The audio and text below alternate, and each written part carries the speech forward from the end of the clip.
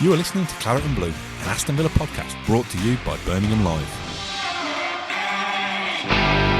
Hello and welcome back to the Claret and Blue podcast. My name is Dan Rowlands and I'm joined once again by John Townley. John, how are you? I'm well, thank you. Yeah, doing good. Good. Today's episode, I don't know what the final title is here, but I've got down in front of me, Unai Emery's 5-step plan to European glory with Aston Villa. So we're going to go through these in order from 1 to 5. They're not in any order of importance. These are just 5 steps that we thought of. If you're watching this and disagree with anything or think there's other things Villa need to do to make that step from mid-table to 6th, let us know in the comments below. Number 1, consistency. Massive, isn't it? If you want to achieve anything in football, you can't be this hit and miss club where you win a couple or lose a couple. You've got to be consistent over the course of a season. Yeah, we spoke after the win over Tottenham. The 2-0 win over Tottenham, and it was in January. I think it was January. And it was like, what do Villa need to do in 2023 to be better? And the first thing that was said was like, consistency. It kind of, I don't know if that's like almost a bit of a cheek. It kind of covers a few things, but the main point is that, it's simple. Villa need to, as we have been under Emery, to be fair, for the most part. Obviously, we had that Leicester defeat, and then we obviously lost 2 more against City and Arsenal. But at the same time, those 2 teams are the best teams in Europe. Not Leicester, Arsenal and City. But the Leicester defeat was a bad one. They are a very poor team. Some good players, but they're a poor team at the moment. Would you rather lose that game making bad mistakes that we know we can fix? Yeah. No one wants to lose the game, but as long as it wasn't us being dominated at Villa Park to a team who weren't very good, So I think it was one of those where it was like, we're just going to have to get over that, and hopefully next year that doesn't happen. We always start the season losing to a newly promoted team. It's beating teams that you have to beat. And to be fair, I think Villa have sort of nailed that now. We seem to be beating teams. I know we drew to West Ham, but they're not necessarily, I know they're down there, but they do have good players. We seem to be sort of wiping the floor with, Everton 2-0 away, no problem, even though they had Dyche and, a good bounce. Bournemouth, they beat Liverpool at home and haven't been horrific in the last 6 or 7 games, beat Wolves away. Come to Villa Park and get toasted 3-0. Those are the teams. I know that sounds a bit big-headed for us, but we are that team now, and that's what we've got to be. We've got to get used to it. We can be not cocky about it. We need to respect our opponents, but at the same time, if you want to get top 6, you've got to beat them. There's no draws here and there. You beat those teams home and away. Try and get what you can against the teams you're competing with for European football, but ultimately you need a good home record and a good away record, and that's what's going to get you top 6. I suppose the point that we've put consistency down is that it's all well and good doing that over 14 games so far.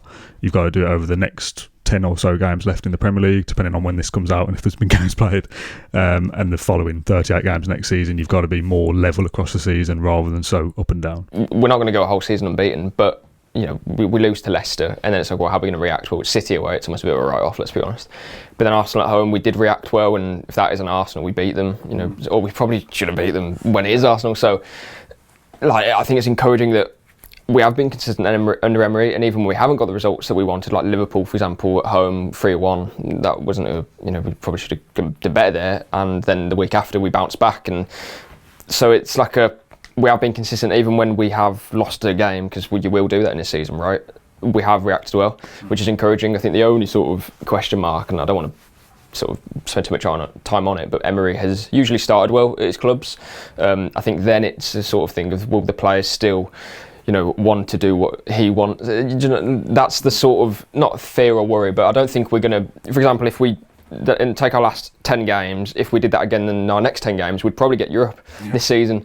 Probably won't happen though, so it's there will be a period where we don't get as many points and stuff, and that might happen next season as well. But as long as we are bounce back and get the points that we need over the course of the season, that's the main goal. It's not going 5 games losing. That's the sort of thing that we have been doing. So consistency, but also we know we're not going to be unbeaten. It's just getting back in the saddle and continuing as we were. Number 2 on this list is very similar to what we've just spoken about, really. It's sort the Villa Park form. By the time I come to edit this, I'll probably headed these things better. Sort Villa Park form is such a horrible way to say it. The ones we've just mentioned there, Watford at home, Wolves at home, Leicester at home, conceding 4. That's 3 off the top of our head in the first 3 or 4 minutes of this conversation. You could think of another 4 or 5 over the last couple of seasons that results like that. If you want to get into top 6, yes, you're going to get bad results here and there.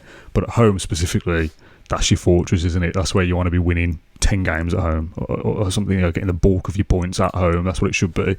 We've been good on the road. You've got to now translate that into Villa Park. Yeah, and we've started seeing signs that we are. I think it was Bournemouth, we played, and we could have won that at any scoreline really. Palace was similar. There was they don't tend to concede a lot of goals. No, they lost to Arsenal by a decent amount, but they never really conceded more than twice in a game. But we were clearly going to win that, and so we haven't really. I know there's two struggling teams, but I do think at home we will get it right. I'm more just pleased that away from home we look very good, because if you want one thing, I know your home form needs to be good, but the away form is always going to probably let most clubs down. Yeah. So if we've already got that, sorting the home form should be easier. Yeah, and I think we'll get there. We're obviously we'll touch on it, but we'll recruit in the summer. Villa Park can be a fortress. We know it can. Most Villa players, or like Danny Ings when he left, before he left, said like, "Oh, the Villa Park is genuinely a 12th man." Like they don't quite realise it sometimes. Like I'm sure now he's gone to West Ham, he thinks, "Oh, the London Stadium probably can't be a 12th man," and that's I'm sure West Ham fans probably agree with that. It's like we really can use that in our advantage, and I think the more we play well, the better the atmosphere gets, the better it all sort of just comes together. So sorting Villa Park home form is massively important, but I think that'll be alright. I'm not particularly worried about that. 1 and 2 on this list should come hand in hand, really, if things work out how you expect them to. Number 3, again, I don't know why I've written these notes so poorly. I've just put smash recruitment. Smash recruitment. by which I mean recruit well and get good players, and keep hold of your good players, and make sure, again, it's easy to say, make sure you sign good players, but if this is a crucial transfer window coming up and we sign 3 players for 50 million and they don't work, next season's objective to get into European football is going to be a lot harder because of that summer recruitment. It's almost like a bit of a tipping point recruitment for us at the moment, because as you say, if we spend 80 million on 3 players and they don't make us any better, let's say that, then I think would be further behind than what we are now, because then you have 3 players who have just joined, who aren't settled, blah, blah, whatever it may be. So we do need to get it bang on, and I know we have wealthy owners and we can afford to spend big money in transfer windows, but we can't spend. If we're competing with Newcastle, who spent 70 million on Isaac, and I know they can't spend that all the time because of FFP and stuff. Chelsea, who are spending nearly like £500 million in a window. We can't spend 80 million on a player that would like to join those teams. So we have to box clever. Our recruitment has to be good. We have to sign players who are about 40 million, which sounds like a lot of money, but like Lucas Paqueta, for example, is a good player, but he goes to West Ham and does absolutely nothing. Like West Ham spent like 100. West Ham were in the top 6 last season, I think I'm right in saying, or the top 7. They're in European football. And the Europa League final, didn't they? Exactly. So that's the base of a squad that's clearly good. They didn't lose anyone. They kept Rice. That's the base of a squad that they know they can do that again. So they spend 120 million or whatever it was on Cornet, Scamacca, Paqueta. That's the exact example of what can happen now they're in the bottom 3 of. There's obviously different reasons, like Moyes hasn't been particularly loved at the moment, but that's what can happen if you get it wrong. If you get it right, then you're looking the other way, and that's what we need to do basically. We can't spend loads of money on one player or on several players, but we can do it well, and I trust Emery. Like for example, Moreno, I think is a really good player. We buy him for about 13 million. I'd much rather do that than spend 30 million on a player. Well, that's the sort of, again, not to bash the player, but I don't know how to put it, but that's the sort of thing that I'm talking about. Like Moreno comes in for half the price, and I know it's an Emery signing, but the point being that if Emery can recruit that sort of player and improve us, really improve his team, then the financial spend is almost irrelevant if the squad is better of it. Yeah, exactly. And I'd rather spend whatever Emery wants, we need to give him basically, is what I'm trying to, or at least provide him with something that resembles that. I don't think we can give Emery players and say, can you make this work? It needs to be on Emery's terms, and that's how we're going to improve the team and get to where we need to be. If we start giving him players that are 40, 50 million, they look good. Like for example, Pedro Gonçalves, I don't know if that's a player that Emery wants to sign, but if it's a player that Villa are putting towards him, I'd be like, well, I know he's a good player, but if Emery's wants something else, we'll go with what Emery's. Do you know, it might be a player that Emery wants. I'm just talking out loud, but that's the sort of thing we need to do. We need to be very clever with how we recruit, because if we get it wrong, we'll be backwards, and if we get it right, we'll go forwards. So it's one of it sounds simple, but it's obviously quite complex. So. Smirking all the way through there because I'm just looking at number 4, and we were speaking on WhatsApp before we were working out what kind of content we were going to shoot today. Can you explain what you mean by let him cook? Let him cook is let him do his thing. Like this guy Emery, let him cook, man. What does that mean? What we turn into? We know what Emery is. He is a serial winner in terms of European competitions. he isn't a manager who's gone into. I know he's gone into PSG and Arsenal, but Arsenal weren't on the top of the Premier League. He's a manager who, I'm not trying to say settles for second best, but he would rather work in a project and work, at Seville, Villarreal, Valencia, teams like that. I know they're all Spanish, but Villa's, in terms of club profile in those leagues, Villa are the sort of replica, right? As are Newcastle, but he didn't take over Newcastle for different reasons. So we just give him the tools, let him do his thing. And I remember saying similar about Gerrard and the start of this season, but that's not because I was judging Gerrard as good as Emery, of course not. But it was the point of, we need stability. If we're going to get anywhere, you give the manager time. And I'm glad that there isn't even I personally don't think there would even be a conversation about Emery. If we lose 5 games in a row, or whatever, obviously it'd be like, oh, what's going on? But I don't think there would be this isn't working or whatever. Whereas it would have, as it was with Gerrard and Smith. Now we've got a top class manager who's in the elite bracket, really. Yeah. I said at the start of the season, Gerrard needs a full season to do his thing, and clearly that didn't work out well. But we absolutely mean it now, and I know we've been saying it for a long time. We've been talking about Europe for ages and whatever it may be, but this is this is it now. This next season is the season where we do and we should compete. And even if we don't keep Emery, there's no, you just got to back him. And I mean back in terms of funds, players, whatever it may be, from the stands, all of that, because we know he can do it. He's done it for 15 years. This is the first time in 15 years that he's had training Saturday to Saturday, because he's been in European competition. So, it's, the more you think about it, the more it's like, how did we pull it off, sort of thing, from where we came from. And that's why I'm so glad that he's with us, because it's like he genuinely wants to be here. It's not just I don't know, if we had Poch or something, you'd be thinking, oh, Real Madrid want a manager or whatever it may be, and he might want to go in there. Emery's like, now this project is mine, and I've been sort of not scarred by Arsenal or PSG, but he knows that those clubs aren't for him, even though he's good enough to manage them. And I know they didn't get the results and stuff, but actually he did well at Arsenal if you look at it. Yeah. There's something to do with PSG, there's some sort of stat that I can't remember that he did well in. But we need to back him, continue backing him, and don't stop backing him until he wants to leave. That's the facts of it. Let him cook. Yeah, let him cook, let him do his thing. Number 5 on the 5-step guide to European football, European glory, whatever the title is, win the FA Cup. If you can't get 6th place or 7th place or whatever gets into European competition these days, win the FA Cup. That gets you into the Europa League, doesn't it? Win a trophy, that's a big thing for Villa. It's a big thing for an Aston Villa manager. It's been 26, 27, 28 years since Villa have last won a trophy. It was 1996, wasn't it? So whatever the maths is on that, can't win one in 2023, so it'll be 2024 the earliest we can win a trophy. So what's that, 28 years? Don't ask me. 28 years, I think. So just winning a trophy will be an unbelievable achievement in itself. The fact that triggers European football as well, even if you don't finish in the top 6, is a massive bonus for Villa if it was to happen next year. So be consistent, sort your home form, smash the recruitment, let him cook and win a trophy, and that's European football secured. Yeah, well, if you do all of them, I mean, that one's quite nice, because if you do just one of those, which is win the FA Cup, then we're in there.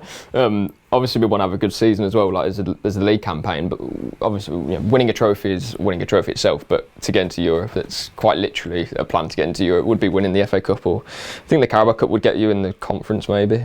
I'm not sure. It's just it changed last year, and we should probably know. But yeah, winning a trophy speaks for itself. Emery wants to do it. The players want to do it as well. Martinez, I presume all of them do as well. Imagine if there was players on the list that didn't want to win a trophy. Exactly. If Ashley, but I mean, in terms of their futures as well, if we're not knocking on doors and stuff, then all of a sudden you're looking at the top players that we have, and they're questioning it a little bit, especially because they look at Emery now and say, oh, well, Villa have everything now. So I'll give them another year or two to see how it goes. If it doesn't go as well as we hope, then we can't begrudge anyone sort of leaving. But while we have the opportunity to do it, it feels like a real sort of moment now that we can not only compete for European football, but win an FA Cup. And I wouldn't even be scared about, obviously you want a nice draw, but I wouldn't even be scared about facing some top teams in the Cup, because I just feel like we want it more than anyone now. Yeah. I know that sounds a bit weird, because every club wants to win a trophy, but us, Everton, Newcastle, etc. It's been so long. I mean, Newcastle and a bit longer, to be fair. But do you know what I mean? I think us and Newcastle, let's say, we are desperate to win silverware, and that's why that's why they've sort of put everything into that Carabao Cup, and the final obviously was sort of didn't work out for them for different reasons, but that would have been massive for them, as it would have been for us. And I know they've got back in to win the Premier League, but for us it would be just as big, because it's like a moment of like relief that we've finally done it, relief that it's all kind of come off and that we are there now and we can continue. Like teams like Leicester won the FA Cup a couple of years ago and whatnot, but they don't have the infrastructure or manager or whatever it may be to continue doing that. We want to win the FA Cup and cups and qualify for Europe and then do it again and again and again. We want to stick there. You know, it's like a top 6 plus Newcastle plus Villa, hopefully. But that's the way football goes. There's different sort of ups and downs, and we want to sort of ride the crest of a wave that we are at the moment, hopefully, and win silverware with it. Obviously, in these kind of videos, we're talking hypotheticals. We're trying to predict the future. But the more you talk about this kind of trajectory that Villa are on, it kind of, I know I'm asking you to like envisage the future, but if you have all these steps in front of you, it's difficult to look that far ahead and go, there isn't success at the end of all that, because it's heading towards that. Do you know what I mean? To have a good manager, a good set of players, and to maybe do some of these things on the list. If you play well at home, you have a good summer window, you go far in the FA Cup. If I keep going further and further down this table, how is there not success down the end? Do you know what I mean? Because it's all heading towards that way. It's heading towards that way, but again, I do think there's no guarantees in football, which is difficult. I know. And it's still early. We're 14 games into Emery's reign, or whatever it may be, plus competitions.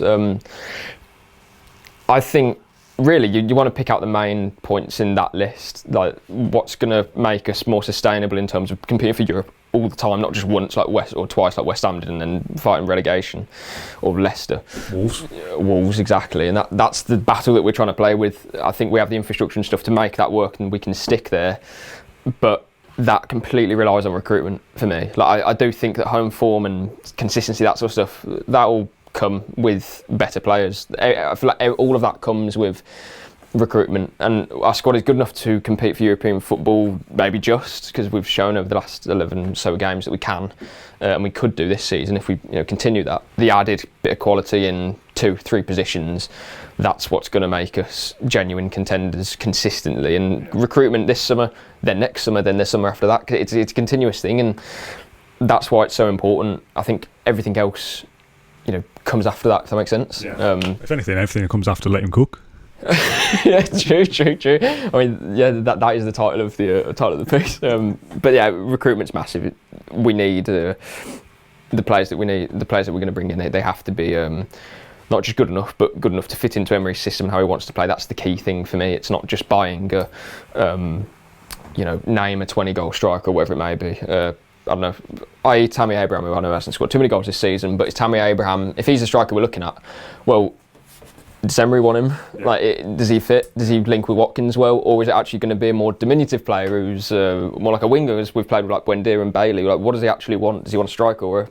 So it's those sort of conversations need to be had, and there has to be the right player for obviously the right money, but luckily for us, money and wages and talking to players as we did with Kamara and stuff, that's not a problem. We have the ambitions and players. Yeah. We clearly say stuff to players and Emery.